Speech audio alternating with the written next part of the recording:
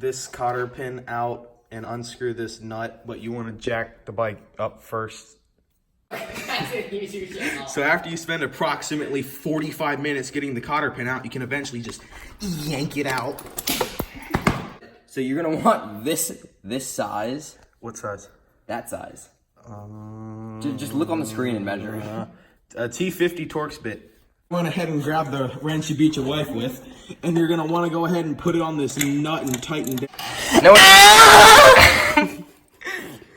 And then once you get, And the harder you crank it, the faster it moves. yeah, look at getting all my nuts off. You want to get your appropriate hammer, and I was thinking instead of like reusing the axle, we could just cut it and save time completely instead of having to beat it out with a hammer. What you're gonna want to do is place the little ball end of your hammer. All hammers have this, right in the hole, and then just. What you're gonna want to do is pull the axle out, which I'll do off camera. Actually, no, I won't. But you got to be careful of the whole wheel falling onto you when you do this.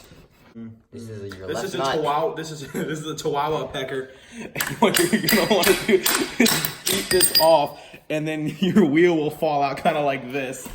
Now what you're going to do is take the chain off, and remember to always replace your. Want to go ahead and do next is get your longest extension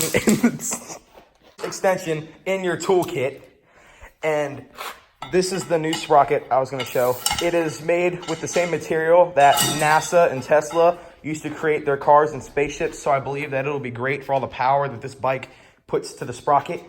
Look at this old Particularly sprocket. 872 horsepower. Yes, look at this old sprocket. This old sprocket was made with cottage cheese.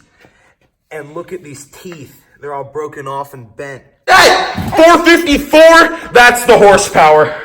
Unless he just didn't add for a 454 factory. Download more robots! What you're going to want to do is hold your Torx bolt here and your 12 millimeter behind it and crack it open eventually.